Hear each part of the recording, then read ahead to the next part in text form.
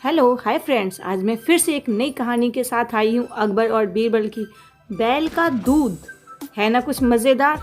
देखिए और सुनिए। बैल का दूध। बैल का दूध।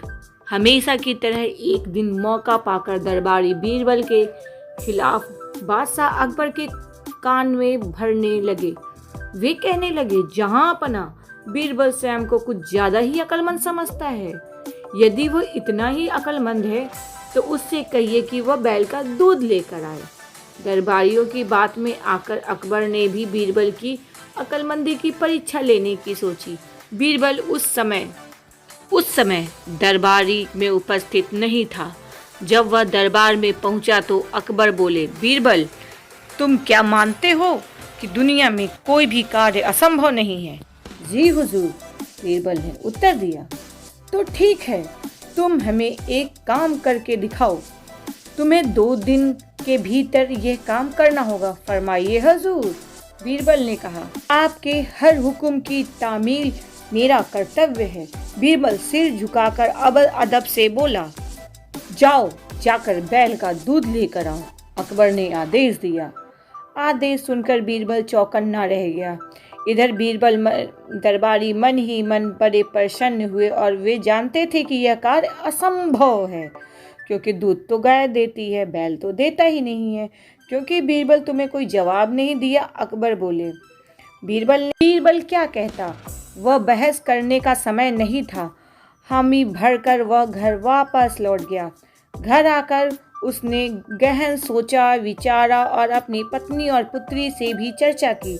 आखिरकार सबने मिलकर एक उपाय निकाल ही लिया।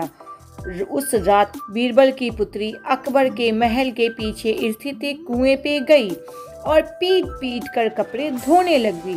अकबर के महल की खिड़की उस कुएं से खुलती थी। जोर जोर से कपड़े पीटने की आवाज़ सुनकर उनकी नींद खुल गई। खिड़की से झांकने पर उन्होंने एक लड़की को कुएं पर कपड़े धोते हुए दिखाई पड़ी। अकबर ने वहीं से चिल्लाकर उस लड़की से पूछा, बच्ची, इतनी रात गए कपड़े क्यों धो रही हो? बीरबल की पुत्री बोली, हुजूर, मेरी माता घर पर नहीं है। वे कुछ महीनों के लिए मायके में है। उनकी अनुपस्थिति में मेरे आज पिताजी ने एक बच्चे को जन्म दिया है। दिन भर मुझे उनकी सेवा श्रुति करनी पड़ी। कपड़े धोने का समय ही नहीं मिल पाया, इसलिए रात में कपड़े धो रही हूँ। विचित्र बात कर रही हो तुम बच्ची। आदमी बच्चे पैदा करते हैं क्या? अकबर कुछ नाराजगी में बोले। कहते हैं हुजूर, जब बैल दूध दे सकता है तो आदमी भी तो बच्चे पैदा कर सकते हैं।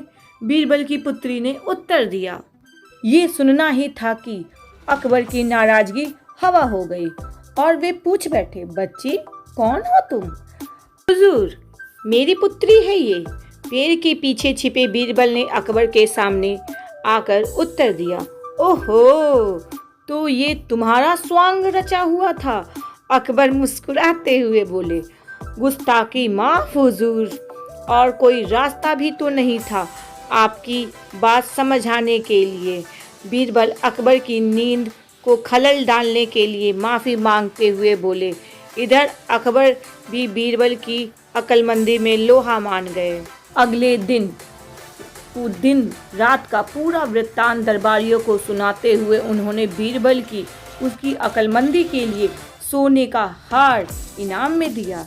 दरबारी हमेशा की तरह जल भुनकर राख हो गए।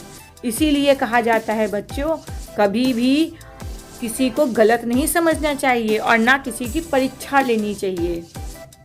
धन्यवाद।